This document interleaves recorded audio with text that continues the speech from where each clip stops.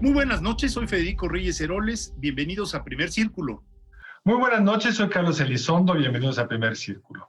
Hoy vamos a platicar sobre algo que nos está afectando a todos, que es la caída en la actividad económica, que viene además después de un 2019 donde estuvimos estancados mientras el resto del mundo crecía. Y para ello hemos invitado al doctor Carlos Serrano, director de análisis económico de BBVA. Carlos, bienvenido. Gracias, Carlos. Gracias, Federico. Un placer estar con ustedes en el programa. Carlos, una cuestión, sabemos todos que la pandemia ha sido algo que golpeó a la economía mundial y que por lo tanto México no podía estar exento de eso. Sin embargo, también hay un contenido interno de las políticas emanadas de la cuarta transformación y su visión del mundo. ¿Cómo ves tú la recuperación económica en este contexto complejo internacional y nacional? ¿Cómo no, Federico? Pues en efecto lo que vimos, sobre todo en el segundo trimestre de este año, fue una caída sin precedentes. En el segundo trimestre la economía se contrajo a una tasa anualizada de 53%. Nadie hubiese creído que íbamos a ver alguna vez una caída así. La economía ya se empezó a recuperar desde entonces, desde mayo, pero yo lo que estimo, Federico, es que vamos a ver una recuperación muy gradual en la que podemos llevarnos hasta el año 2023, estimo yo, en volver a tener el mismo nivel de PIB que teníamos antes de la pandemia. Y creo que, yendo a tus reflexiones, esto en parte obedece a que México tenía unas condiciones estructurales débiles para empezar. Digamos, tenemos una población altamente informal, tenemos la ausencia de mecanismos de protección para la ciudadanía, como por ejemplo seguros de desempleo, teníamos unas debilidades en el sector salud muy significativas, pero aunado a ello me parece también que el gobierno decidió no implementar políticas fiscales contracíclicas cuando creo que había el espacio para hacerlas, y creo que eso se va a traducir también en una recuperación más lenta. Entonces,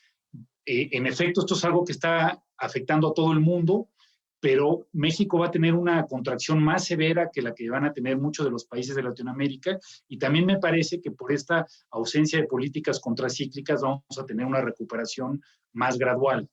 Ahora, Carlos, me temo que no solo es lo contracíclico, que significa que no estamos gastando más de lo que gastaríamos normalmente para generar demanda, porque a lo mejor no queda claro que es contracíclico, sino también tiene que ver con un gobierno que no parece importarle la inversión. Estamos cancelando sectores completos de la economía prácticamente para la inversión privada. El energético es el más evidente. Se han cancelado inversiones importantes por consultas ahí, Patito, como la de Mexicali y la cervecera Constellation Brands. Entonces, eso yo creo que le genera una lentitud mayor a nuestra recuperación, ¿o estoy equivocado?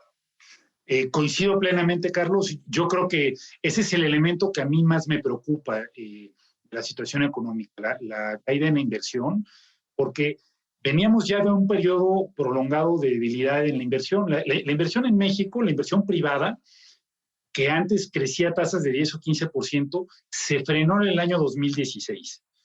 ¿Por qué se frena en el año 2016? Porque el señor Trump aparece en escena y comienza a haber una incertidumbre acerca de lo que puede ocurrir con la relación comercial entre México y Estados Unidos. Después, en el año 18, más o menos a partir del anuncio de la cancelación del aeropuerto, no solamente se estanca, sino que empieza a caer. Y con la pandemia se colapsa. Entonces hemos tenido tres grandes choques para la inversión, que resulta que éramos un país que teníamos niveles de 25% del PIB en inversión, ahora tenemos menos de 20%, y lo grave es que a diferencia de otros componentes del PIB, la inversión no solamente determina cómo estamos creciendo ahora, sino determina cómo vamos a crecer en el futuro. Entonces, me temo que ahora vamos a entrar a una tasa de menor crecimiento potencial, menor crecimiento estructural, digamos, de la economía, como resultado de esta caída en la inversión. En buena medida obedece a estas señales que mencionas, que están generando incertidumbre entre los inversionistas. Bueno, de hecho, el Fondo Monetario sacó hace unos días un pronóstico de una inversión total de menos del 20, 19 y algo. Y recordó algo que es terrible, que el año en que más inversión hemos tenido fue 1981, donde tuvimos 31% de inversión. Pero todo indica que no vamos a poder cumplir, como nos lo afirmó en este programa el secretario de Hacienda, un pronóstico del 25% de inversión.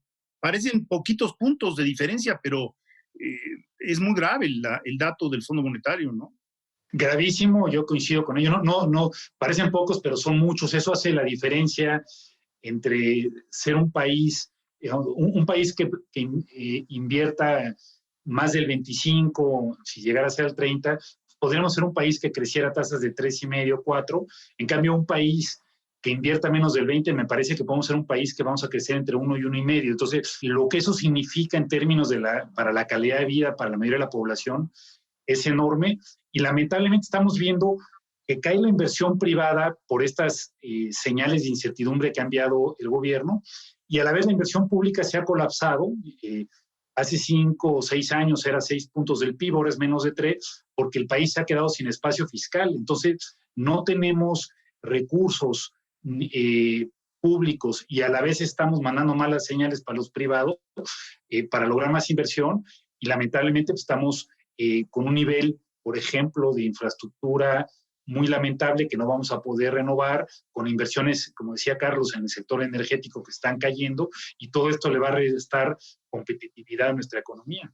Pero más la inversión pública, Carlos, mucha de ella quizá solo sea demanda que se genere en el corto plazo, pero no capacidad de infraestructura hacia adelante. Es decir, se van generando cuellos de botella porque la poca inversión que hacemos no la hacemos bien. Coincido plenamente, Carlos. No solamente se trata de invertir, sino se trata de invertir bien. Y en ese sentido, el efecto multiplicador que puede tener la inversión pública es mayor con buenas inversiones. Creo que México debería de tener criterios técnicos con análisis costo-beneficio antes de lanzarse a hacer obras como esta. Y como dices, la inversión en la refinería, en el Tren Maya, yo creo que además del tema de que muy factiblemente no se acaben en tiempo, yo creo que son inversiones que no van a generar crecimiento. Apostar a la refinación me parece que es una mala apuesta.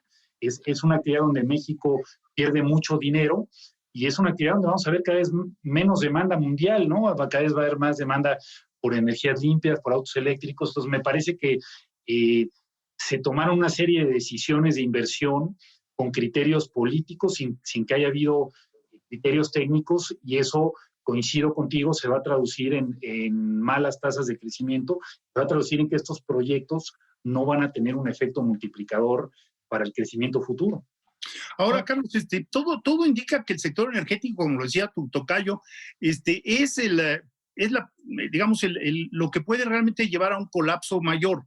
Es decir, las advertencias sobre la posibilidad de que le bajen la calificación a Petróleos Mexicanos y quiten el grado de inversión para México han aparecido varias veces, no es la primera vez, y recientemente, la semana pasada, hubo de nuevo alguna advertencia. ¿Tú cómo ves ese tema en particular?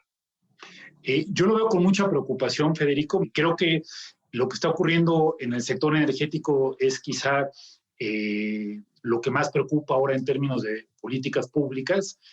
Yo lo dividiría en dos partes, la preocupación. Primero, lo que ya mencionas, Pemex.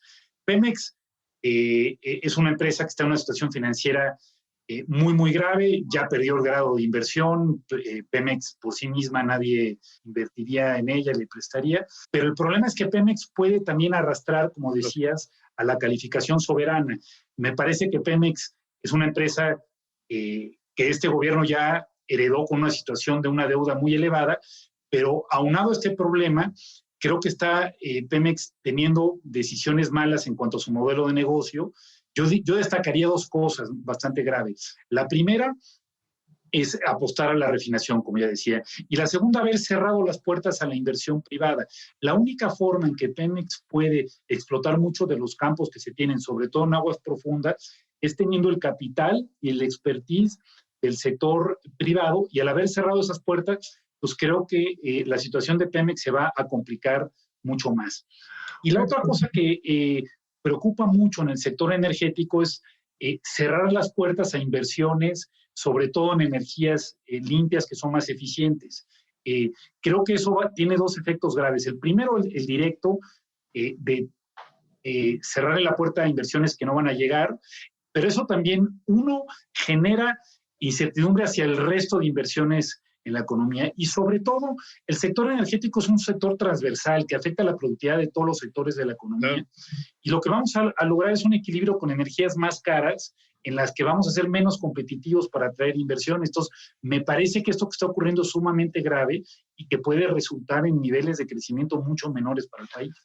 Ahora, estamos como con puras preguntas estructurales que tienen respuestas bastante negativas. Así es la realidad. No creo que sea por mala fe de ninguno de los presentes. Pero ¿no hay algunas noticias positivas? ¿Tú qué señalarías como los claros, no los oscuros, los puntos luminosos que hay ahora que nos podría quizá indicar que las cosas no están tan mal en tal sector o que vemos por ahí la luz al final del túnel en tal otra? ¿Dónde ves los puntos positivos? Yo diría, en términos generales, dos bloques de términos positivos, Carlos. El primero es que, a pesar de que esta crisis va a significar una caída de la economía la más fuerte que hayamos visto todos nosotros, en cierto sentido va a ser una crisis menos grave que otras que hemos vivido en el pasado. ¿A qué me refiero? Esta va a ser una crisis donde la inflación va a estar bajo control, donde no vamos a tener un desequilibrio externo, el país no se va a quedar sin divisas y donde las tasas van a estar bajo control. Recordemos lo que ocurrió en 94-95, no solamente tuvimos una contracción de la economía, sino que la inflación se fue a niveles de 60%, las tasas de corto plazo a niveles de 80%, eso ya sabemos lo que le hace a los balances de las empresas, el país se quedó sin dólares, hubo que contraer las importaciones de manera bruta. Y yo creo que las fortalezas macroeconómicas que este país empezó a construir justamente a partir de esa crisis, el tener un tratado de libre comercio que nos da una capacidad exportadora y un déficit de cuenta corriente reducido, el tener un banco central independiente que vigila la inflación y que ha anclado las expectativas inflacionarias y que por lo tanto le permite tener tasas de interés bajas, van a resultar en que por lo menos desde un punto de vista financiero esta crisis sea mucho menos grave que otras que hemos vivido en el pasado. Yo añadiría a esto que tenemos un sistema bancario sólido que va a resistir el deterioro en la cartera que se va a dar. Y el otro gran bloque, Carlos, yo diría, es que estamos en una posición única debido a que tenemos un tratado de libre comercio con Estados Unidos y Estados Unidos está, en conflicto comercial con China que va a continuar gane quien gane la elección de la semana que viene. Y no solamente eso, sino que además estamos viendo un proceso en el mundo donde muchas empresas quieren diversificar sus fuentes de proveeduría en las cadenas de valor para, si hay una contingencia en un futuro, por ejemplo, alguna epidemia que esté localizada en una parte del mundo, puedan tener cadenas de proveeduría en otras partes del mundo. Eso va a significar que China va a perder inversiones respecto a lo que había tenido en las últimas par de décadas. Yo creo que México debe ser el país mejor posicionado para capturar parte de esa inversión. Ojalá el gobierno lance mejores señales para eso. Pero los acuerdos comerciales que tenemos creo que nos ponen en una posición muy privilegiada para atraer parte de esa inversión que va a atraer China y desarrollar una capacidad exportadora. Bueno, pues con esa nota optimista tenemos que despedir el programa. Qué bueno que Carlos insistió. Muchas gracias de verdad, Carlos, por haber estado aquí con nosotros. Nos vemos la próxima semana aquí en Primer Círculo. Gracias, Federico. Gracias, Carlos. Un placer estar con ustedes aquí. Muchas gracias a ti y a nuestro público. Muchas gracias por estar con nosotros. Nos vemos el lunes entrante aquí en Primer Círculo.